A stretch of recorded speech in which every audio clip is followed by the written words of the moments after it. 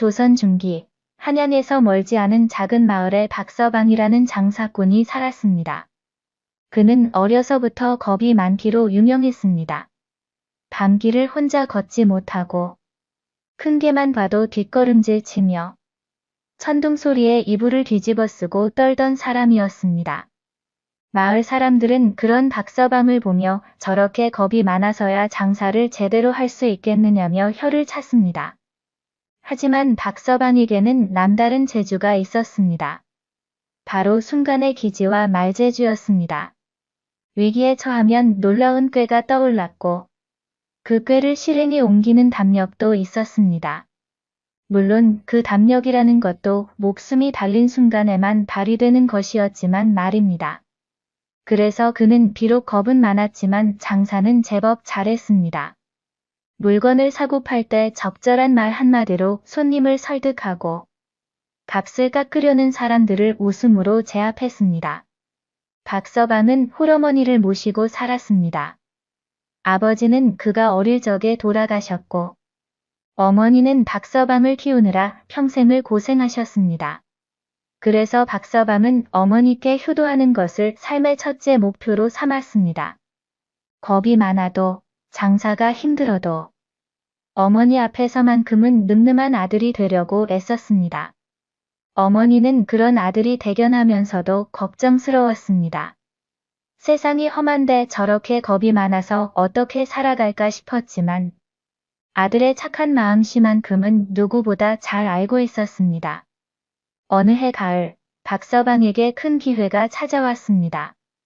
한양의 큰 상인이 지방에서 특산물을 대량으로 사들인다는 소식을 들은 것입니다. 박서방이 사는 마을 근처에는 질 좋은 인삼과 꿀이 많이 생산되었습니다. 그는 마을 사람들로부터 인삼과 꿀을 모아 한양으로 가져가면 큰 돈을 벌 수 있으리라 생각했습니다. 하지만 문제가 있었습니다. 한양까지 가는 길이 멀고 험했습니다. 특히 중간에 있는 큰 산을 넘어야 했는데 그 산에는 도적들이 자주 출몰한다는 소문이 있었습니다. 박서방은 며칠 동안 고민했습니다. 이 기회를 놓치면 평생 이런 큰 돈을 벌 기회가 없을 것 같았습니다. 하지만 도적들이 무서웠습니다. 그는 밤마다 뒤척이며 잠을 이루지 못했습니다. 그런 아들을 보던 어머니가 말했습니다. 아들아, 내가 비록 겁은 많지만 머리는 좋구나. 위험한 일을 만나면 내 꾀를 믿어보거라. 너는 분명 잘 헤쳐나갈 수 있을 게다. 어머니의 격려에 박서방은 용기를 냈습니다. 그래, 조심조심 가면 되지 않겠는가? 혹시 위험한 일이 생기면 그때 가서 생각하자. 박서방은 마을 사람들로부터 인삼과 꿀을 모았습니다. 품질 좋은 물건들만 골라서 샀습니다. 값을 치르고 나니 가진 돈이 거의 다 떨어졌지만 한양에 가서 잘 팔면 몇 배의 이익을 남길 수 있었습니다. 그는 물건들을 큰 괴짝에 담았습니다. 나무로 만든 튼튼한 괴짝이었는데 크기가 제법 컸습니다. 그는 그 괴짝을 지게에 지고 한양으로 향했습니다. 출발하는 날 아침, 어머니는 아들에게 떡을 싸주며 말했습니다. 조심해서 다녀오거라. 무슨 일이 있어도 목숨이 제일 중요하단다. 첫날은 순조로웠습니다. 날씨도 좋았고 길도 평탄했습니다. 박서방은 중간중간 쉬어가며 걸었습니다. 괴짝이 무거웠지만 큰돈을 벌 생각에 힘이 났습니다. 저녁 무렵 그는 작은 주막에 들어가 하룻밤을 묵었습니다. 주막 주인은 친절했고 밥도 맛있었습니다. 박서방은 방에 누워 천장을 바라보며 생각했습니다. 이렇게 무사히 가기만 하면 좋으련만 내일도 아무 일 없기를 바라야지. 둘째 날도 별일 없이 지나갔습니다. 길에서 만난 사람들은 대부분 착해 보였고 박서방도 그들과 인사를 나누며 갔습니다. 하지만 저녁이 되자 문제가 생겼습니다. 그날 밤 묵을 주막까지 가려면 해가 지기 전에 산을 넘어야 했는데 생각보다 시간이 늦어진 것입니다. 박서방은 고민했습니다. 이대로 산을 넘을 것인가? 아니면 이 근처에서 밤을 보낼 것인가? 하지만 근처에는 주막도 없었고 민가도 보이지 않았습니다. 할 수 없이 그는 산길로 들어섰습니다. 산길은 생각보다 어두웠습니다. 나무들이 빽빽하게 우거져 있어 하늘도 잘 보이지 않았습니다. 바람이 불 때마다 나뭇가지들이 부딪히며 으스스한 소리를 냈습니다. 박서방은 겁이 나기 시작했습니다. 혹시 호랑이가 나오면 어떡하나?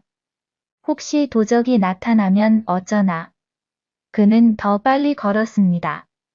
괴짝이 무거워 어깨가 아팠지만 참았습니다. 빨리 이 산을 벗어나야 한다는 생각뿐이었습니다. 1시간쯤 걸었을까? 앞쪽에서 인기척이 들렸습니다. 박서방은 걸음을 멈췄습니다. 가슴이 쿵쾅거렸습니다. 누구일까? 그는 조심스럽게 앞으로 나아갔습니다. 그런데 갑자기 3명의 사내가 나타났습니다. 그들은 모두 칼을 들고 있었고 얼굴에는 검은 천을 둘러 입만 보였습니다. 도적이었습니다. 박서방은 다리에 힘이 풀렸습니다. 그가 가장 두려워하던 일이 벌어진 것입니다. 도적 중 우두머리로 보이는 사내가 말했습니다. 이봐, 장사치. 그 괴짝 안에 뭐가 들었나? 박서방은 말문이 막혔습니다. 입술이 바들바들 떨렸습니다. 저기, 별것 없습니다. 그냥 생활용품이. 우두머리가 비웃으며 말했습니다. 생활용품을 그렇게 큰 괴짝에 담아가나? 어디 한번 열어보자. 도적들이 다가왔습니다. 박서방은 뒷걸음질 쳤지만 곧 나무에 등이 부딪혔습니다. 더 이상 물러날 곳이 없었습니다. 그 순간 박서방의 머릿속에 번뜩이는 생각이 떠올랐습니다. 죽기 아니면 살기였습니다. 그는 갑자기 큰 소리로 외쳤습니다. 어머니, 어머니, 제발 나오지 마세요. 제가 말씀드리지 않았습니까? 밖에 나오시면 안 된다고요. 그러고는 괴짝을 내려놓으며 괴짝을 향해 말했습니다. 어머니, 들으셨죠? 절대 나오시면 안 됩니다. 도적들은 어리둥절했습니다. 괴짝 안에 사람이 들어있다는 말인가? 그것도 어머니가? 우두머리가 물었습니다. 뭐? 저 괴짝 안에 내 어머니가 들어있다고? 박서방은 눈물을 글썽이며 말했습니다. 그렇습니다. 우리 어머니는 1달 전에 돌아가셨습니다. 제가 한양에 장사를 가야 하는데 어머니를 혼자 두고 갈 수가 없어서 이렇게 모시고 가는 것입니다. 도적들은 서로 얼굴을 쳐다봤습니다. 죽은 사람을 괴짝에 담아 간다니. 그것도 말이 되는가? 하지만 박서방의 표정이 너무나 진지했습니다.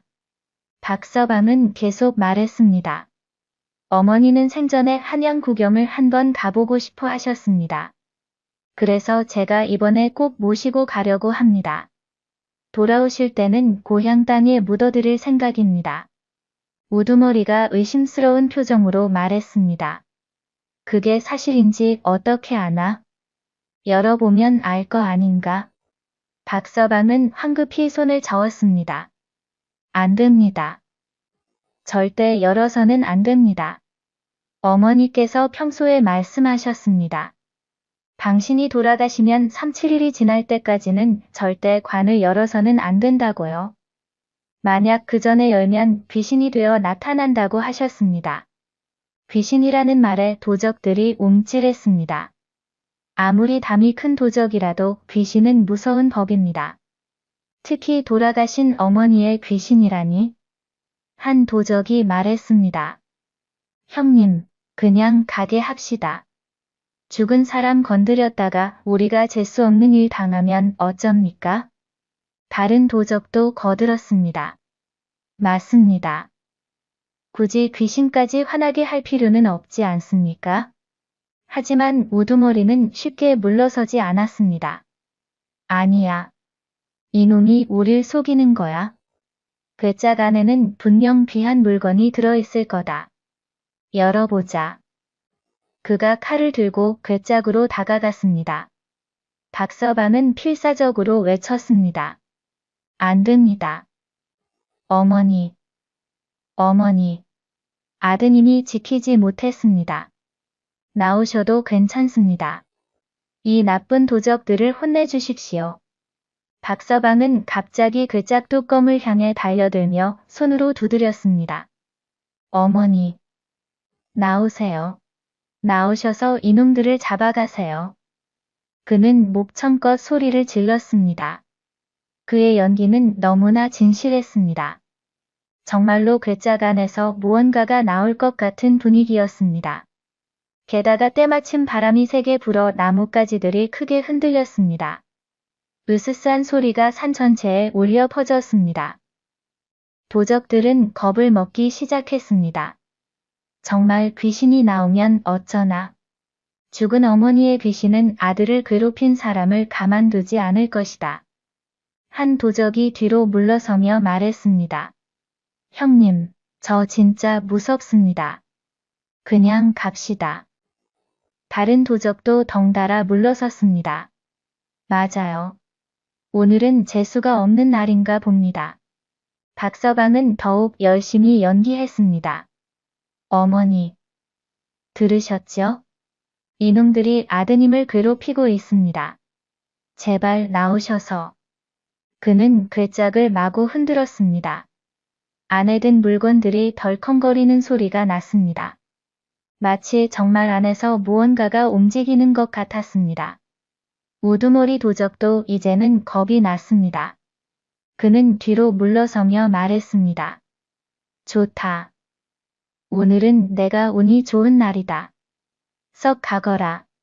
도적들은 황급히 숲속으로 사라졌습니다. 박서방은 그들이 완전히 사라질 때까지 기다렸습니다. 그리고 나서야 비로소 안도의 한숨을 내쉬었습니다. 다리가 후들거렸습니다. 온몸에 땀이 흥건했습니다. 하지만 그는 해냈습니다. 목숨도 지키고 재물도 지킨 것입니다. 그는 괴짝을 쓰다듬으며 중얼거렸습니다. 어머니, 덕분에 살았습니다. 비록 어머니가 안 계시지만 어머니를 떠올리니 용기가 났습니다. 박서방은 다시 괴짝을 지고 산길을 내려갔습니다. 다행히 그 뒤로는 아무 일도 없었습니다. 그는 무사히 산을 넘어 다음 주막에 도착했습니다. 그날 밤 그는 제대로 잠을 이루지 못했습니다. 낮에 있었던 일이 계속 떠올랐습니다. 정말 아찔한 순간이었습니다.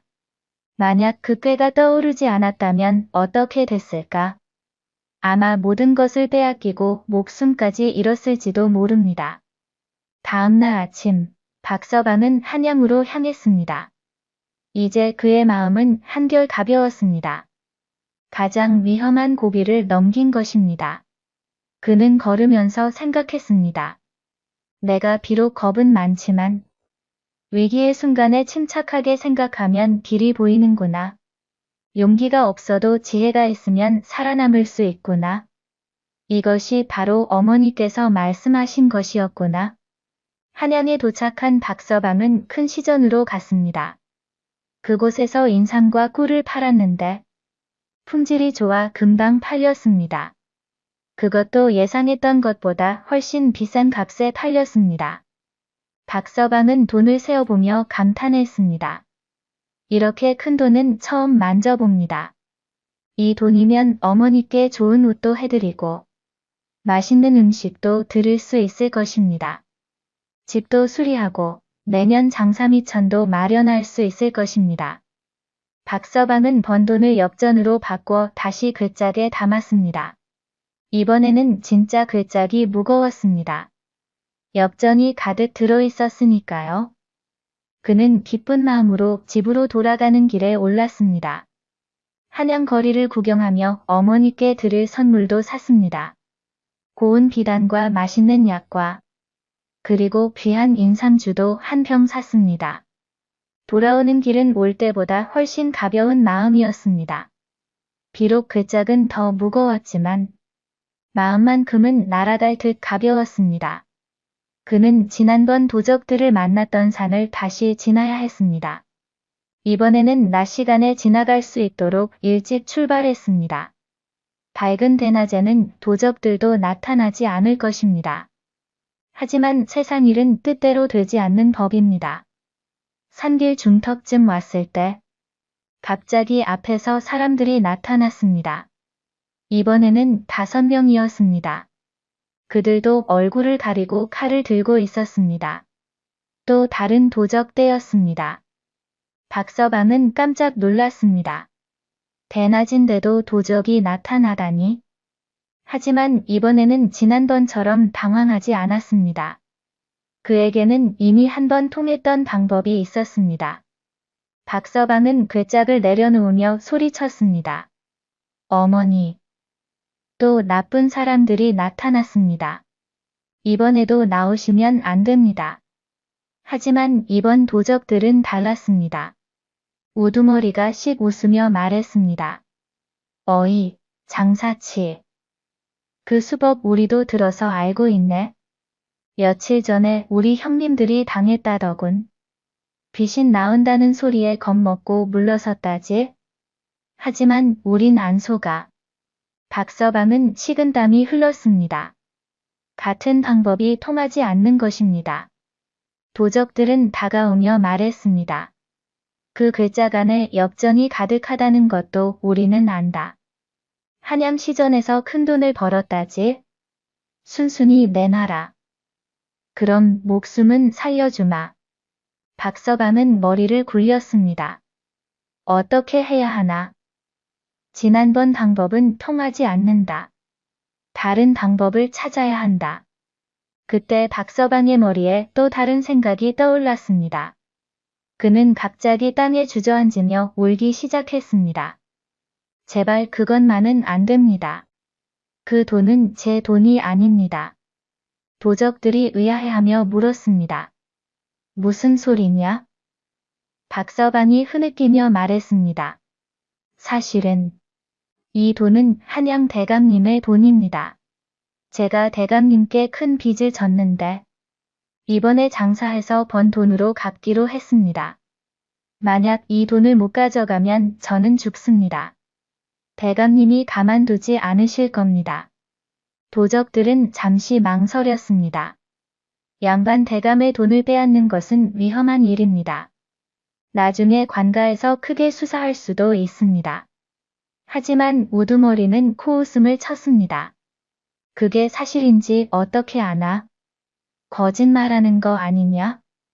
박서방은 품 안에서 종이 한 장을 꺼냈습니다.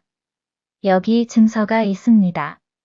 대감님께서 직접 쓰신 것입니다. 사실 그 종이는 물건 거래 영수증이었지만 도적들은 한자를 읽을 줄 몰랐습니다. 박서방은 종이를 펼쳐 보이며 말했습니다. 여기 보십시오. 대감님의 도장도 찍혀 있습니다. 물론 그것은 일반 상인의 도장이었지만 도적들은 알 수 없었습니다. 도적들은 서로 눈치를 보았습니다. 정말 양반의 돈이라면 건드리지 않는 게 나을 것 같았습니다. 박서방은 기회를 놓치지 않았습니다. 여러분, 저를 살려주십시오. 이 돈을 빼앗기면 저는 물론이고 제 늙은 어머니까지 곤욕을 치르게 됩니다. 대감님은 무서운 분이십니다. 돈을 못 받으면 우리 모녀를 가만두지 않으실 겁니다. 제발 불쌍히 여겨 보내주십시오. 그는 정말로 눈물을 흘렸습니다. 목숨이 달린 일이었으니 연기가 아니라 진심이었습니다. 도적들은 흔들리기 시작했습니다. 한 도적이 말했습니다. 형님, 괜히 양반 대감을 건드렸다가 우리만 손해 아닙니까? 다른 도적도 맞장구 쳤습니다. 맞습니다. 나중에 관가에서 수사하면 우리가 위험해집니다. 우두머리는 못마땅한 표정이었지만 부하들의 말도 일리가 있었습니다. 그는 박서방을 노려보며 말했습니다. 오늘은 내가 운이 좋다. 가거라. 하지만 다음에 또 이 길로 온다면 그때는 용서 없다. 박서방은 황급히 괴짝을 지고 자리를 떴습니다. 뒤도 돌아보지 않고 산길을 내려갔습니다. 도적들이 마음을 바꿔 쫓아올까 봐 두려웠습니다. 한참을 달리듯 걷다가 산 아래에 도착해서야 비로소 멈춰 섰습니다. 그는 나무에 기대어 숨을 몰아쉬었습니다. 가슴이 터질 것 같았습니다. 하지만 또 해냈습니다. 이번에도 꾀로 위기를 벗어난 것입니다. 박서방은 그 길로 집까지 쉬지 않고 걸었습니다. 더 이상 위험한 일을 만나고 싶지 않았습니다. 해가 질 무렵 그는 마침내 마을 입구에 도착했습니다. 익숙한 풍경이 눈에 들어왔습니다. 집 굴뚝에서 피어오르는 연기가 보였습니다. 어머니가 저녁을 준비하고 계신 모양입니다. 박서방은 발걸음을 재촉했습니다. 집에 도착하자 어머니가 반갑게 맞아주셨습니다. 아이고, 우리 아들 무사히 돌아왔구나. 얼마나 걱정했는지 모른다. 박서방은 어머니를 꼭 껴안았습니다. 어머니, 저 다녀왔습니다. 큰돈 벌어왔습니다. 그는 괴짝을 열어 엽전을 보여드렸습니다. 어머니는 놀라며 기뻐하셨습니다. 아이고, 이게 다 뭐냐? 어쩜 이렇게 많이? 박서방은 어머니께 선물을 드렸습니다. 비단과 약과와 인삼주를 보시. 어머니는 눈시울을 붉혔습니다. 이런 것까지 사올 필요 없는데. 그래도 고맙구나. 박서방은 어머니의 손을 잡으며 말했습니다. 어머니, 사실 이번 여행길에 큰일이 있었습니다. 그리고는 산에서 도적들을 만났던 이야기를 모두 들려드렸습니다. 어머니는 아들의 이야기를 듣고 깜짝 놀랐습니다. 아이고, 얼마나 무서웠겠니? 그런데 내가 그런 꾀를 냈다니 기특하구나. 박서방은 고개를 숙이며 말했습니다. 어머니, 저는 여전히 겁이 많습니다.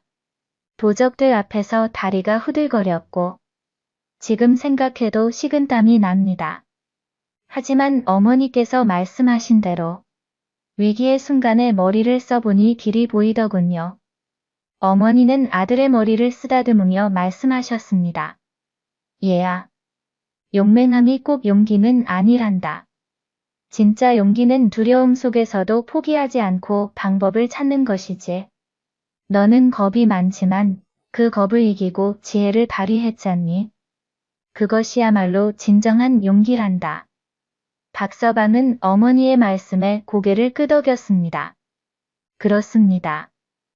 자신은 용감하지는 않지만 포기하지 않고 살기를 찾아냈습니다.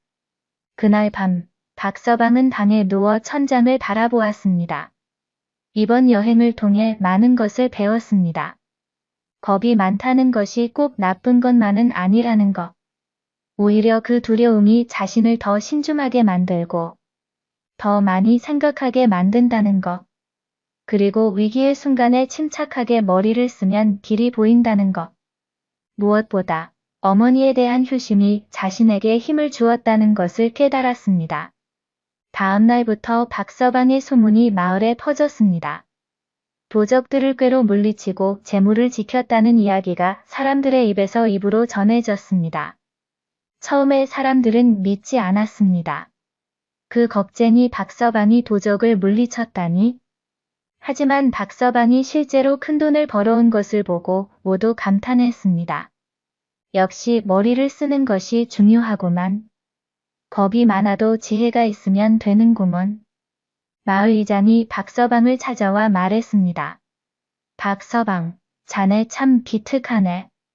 앞으로도 장사 잘 되길 바라네. 다른 마을 사람들도 박서방을 다시 보기 시작했습니다. 겁쟁이라고 무시하던 사람들도 이제는 지혜로운 사람으로 인정했습니다. 하지만 박서방은 우쭐대지 않았습니다. 자신이 진짜로 용감해서가 아니라 살기 위해 어쩔 수 없이 꾀를 낸 것임을 잘 알고 있었습니다. 며칠 후 이웃집 총각이 박서방을 찾아왔습니다. 박서방님, 저도 한양에 장사를 가려고 하는데 혹시 조언을 해주실 수 있습니까? 박서방은 그에게 자신의 경험을 들려주었습니다. 길을 떠날 때는 항상 조심해야 하네. 그리고 위험한 상황이 생기면 무조건 싸우려 하지 말고 먼저 머리를 써보게. 꾀로 해결할 수 있는 일이 많다네. 총각은 박서방의 말을 귀담아 들었습니다. 하지만 저는 박서방님처럼 머리가 좋지 않은데 그래도 괜찮을까요? 박서방은 웃으며 말했습니다. 자네도 위기에 처하면 생각이 날 걸세. 사람은 누구나 살고자 하는 본능이 있으니까 그 본능이 지혜를 끌어내지. 다만 당황하지 말고 침착하게 생각하는 것이 중요하네. 그 후로 박서방은 마을에서 존경받는 장사꾼이 되었습니다. 그는 한양뿐 아니라 다른 지역으로도 장사를 다녔습니다. 물론 여전히 겁은 많았습니다. 밤길을 걸을 때면 무서웠고 낯선 사람을 만나면 긴장했습니다. 하지만 이제는 그 두려움과 함께 사는 법을 알았습니다. 두려움을 느끼되 그것에 굴복하지 않는 법을 배운 것입니다. 어느 날 박서방은 또 한양으로 장사를 가게 되었습니다. 이번에도 큰 괴짝에 물건을 담아 갔습니다. 예전에 도적을 만났던 그 산길을 지나야 했습니다. 박서방은 조금 긴장했지만 예전처럼 심하게 떨지는 않았습니다. 이번에는 여러 장사치들과 함께 무리를 지어 갔습니다. 혼자보다는 여럿이 더 안전하다는 것을 배웠기 때문입니다. 산길을 걷는 동안 다른 장사치 하나가 박서방에게 물었습니다. 박서방, 혹시 이 길에서 도적을 만난 적이 있다고 들었는데 사실입니까? 박서방은 고개를 끄덕였습니다. 그렇습니다. 2번이나 만났지요. 장사치들이 놀라며 물었습니다. 그런데 어떻게 무사했습니까? 박서방은 자신의 경험담을 들려주었습니다. 장사치들은 감탄하며 들었습니다. 정말 대단하십니다. 그런 꾀를 내시다니? 한 장사치가 말했습니다. 저 같으면 그런 생각이 떠올랐을까요? 아마 겁에 질려 아무것도 못했을 겁니다. 박서방은 고개를 저었습니다. 아닙니다. 누구나 위기의 순간에는 살고자 하는 마음이 지혜를 불러냅니다. 저는 다만 운이 좋았을 뿐입니다. 그날 그들은 무사히 산을 넘었습니다. 다행히 도적도 나타나지 않았습니다. 박서방은 안도의 한숨을 쉬었습니다. 아무리 경험이 있어도 도적을 만나는 것은 여전히 무서운 일이었습니다. 하지만 이제 그는 알았습니다. 두려움은 나쁜 것이 아니라 자신을 조심하게 만드는 본능이라는 것을, 그리고 그 두려움 속에서도 포기하지 않고 방법을 찾으면 반드시 길이 있다는 것을. 한양에 도착한 박서방은 이번에도 좋은 거래를 했습니다. 물건을 비싸게 팔고 필요한 물건을 싸게 샀습니다. 그의 상술은 점점 더 능숙해졌습니다. 겁이 많은 성격 덕분에 거래할 때도 신중했고 사기를 당할 일도 없었습니다. 다른 장사치들이 욕심을 부리다 손해를 볼 때 박서방은 적당한 선에서 만족하며 안전한 장사를 했습니다. 집으로 돌아오는 길에 박서방은 생각했습니다. 내가 처음 장사를 시작했을 때는 겁이 많은 것이 부끄러웠다. 다른 사람들처럼 용감했으면 좋겠다고 생각했다. 하지만 이제는 안다. 겁이 많은 것도 하나의 장점이 될 수 있다는 것을. 그것이 나를 신중하게 만들고 위험을 피하게 하며 머리를 쓰게 만든다는 것을. 집에 도착하자 어머니가 기다리고 계셨습니다. 아들, 이번에도 무사히 다녀왔구나. 박서방은 어머니께 절을 올렸습니다. 어머니, 덕분입니다. 어머니께서 용기를 주셔서 제가 이렇게 장사를 할 수 있습니다. 어머니는 아들의 손을 잡으며 말씀하셨습니다. 아니다. 그건 내 힘이야. 내가 포기하지 않고 방법을 찾았기 때문이지. 그날 밤 식사 자리에서 어머니가 말씀하셨습니다. 얘야, 이제 넌 더 이상 겁쟁이가 아니구나. 박서방은 고개를 저었습니다. 아닙니다, 어머니. 저는 여전히 겁이 많습니다. 어두운 곳도 무섭고 낯선 사람도 무섭습니다. 다만 이제는 그 두려움과 함께 사는 법을 알게 되었을 뿐입니다. 어머니는 미소 지으며 말씀하셨습니다. 그것이 바로 진정한 용기란다. 계절이 바뀌고 세월이 흘렀습니다. 박서방은 계속 장사를 했고 점점 더 부유해졌습니다. 하지만 그는 결코 자만하지 않았습니다. 항상 조심스럽게 일했고 위험한 일은 피했으며 어려운 상황이 생기면 머리를 써서 해결했습니다. 사람들은 그를 지혜로운 장사꾼이라고 불렀습니다. 어느 날 한 젊은이가 박서방을 찾아왔습니다. 박서방님, 저는 용기가 없습니다. 장사를 하고 싶은데 겁이 나서 시작도 못하겠습니다. 어떻게 하면 용기를 낼 수 있을까요? 박서방은 그 젊은이를 보며 자신의 젊은 시절을 떠올렸습니다. 그리고 천천히 입을 열었습니다. 용기라는 것은 두려움이 없는 것이 아니네. 두려움을 느끼면서도 해야 할 일을 하는 것이 용기지. 나도 여전히 겁이 많네. 하지만 살아가려면 해야 할 일이 있고 그 일을 하다 보면 두려운 순간이 온다네. 그때 중요한 것은 당황하지 않고 머리를 쓰는 것이지. 젊은이가 물었습니다. 그런데 어떻게 머리를 씁니까? 겁이 나면 아무 생각도 나지 않는데요. 박서방은 웃으며 대답했습니다. 그건 자네도 막상 그 순간이 되면 알게 될 걸세. 사람은 살고자 하는 본능이 있으니까 그 본능이 자네에게 지혜를 줄 거야. 다만 명심하게. 겁이 난다고 해서 부끄러운 것이 아니라네. 겁을 느끼는 것은 자연스러운 일이야. 중요한 것은 그 겁 때문에 포기하지 않는 것이지.